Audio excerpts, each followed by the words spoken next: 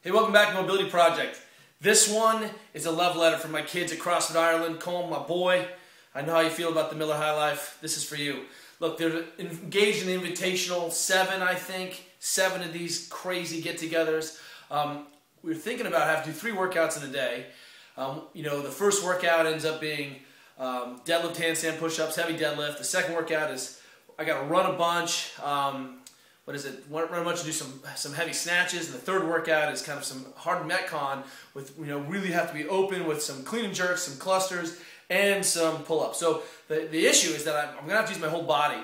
But what I need to do is, besides general prep, warm up, making sure I'm warmed up every single time, cool down every single time, at least spending 15 or 20 minutes to prime that pump, as Rafael Ruiz talks, get that metabolic machinery up, and treat each one like it's a brand new workout. I need to kind of get re-warmed up, not try to drift into each one, kind of sit down afterwards would be a mistake. But what I want to try to think about is what are the salient features. So I'm going to have to make sure my hips are open. This is maybe how I prioritize this. So first one, deadlifting. Make sure that hip is open and I have that good mechanical advantage. I'm going to go ahead and take that band if I can do it.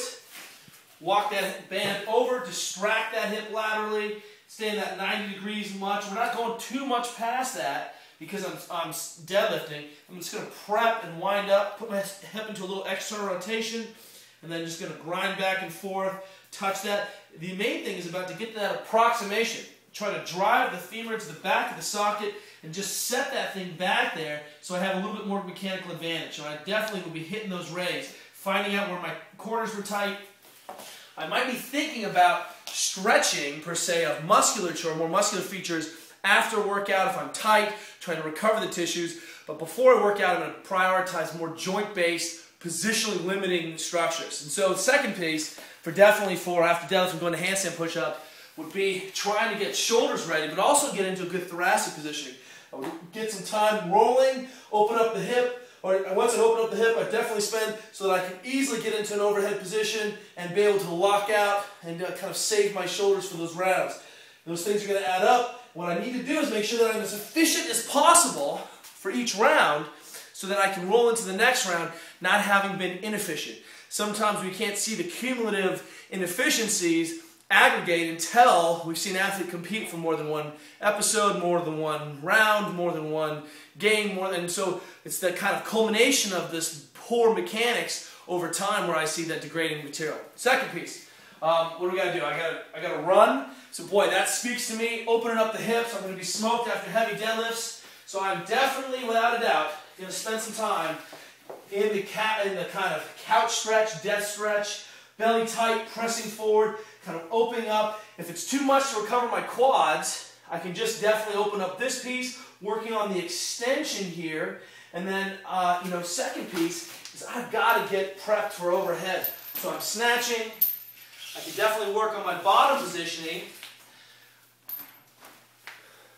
But I'm going to go ahead and wind this back up. I might come back to this because I have to get overhead, externally rotate, practice walking that shoulder out, open up those lats, get prepped into a tight position, open up here, and then the other thing I might come back to is getting into good old-fashioned, good bottom position squat where I can open up that hip maximally so I'm in a better receiving position. So one leg at a time, foot wherever you'd like to keep it. We'll talk about that later in depth, but trying to keep as much, put the foot in position to create as much torque as possible, let that hip drop out, really open that up so that ultimately when I receive that barbell, I can get a strong upright back position, torso upright.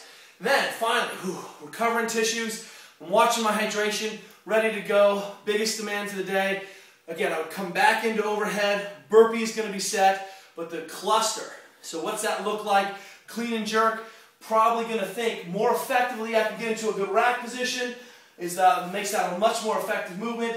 Hit the thoracic spine one more time, but I'll probably come back in and really work for that last bit on my rack position.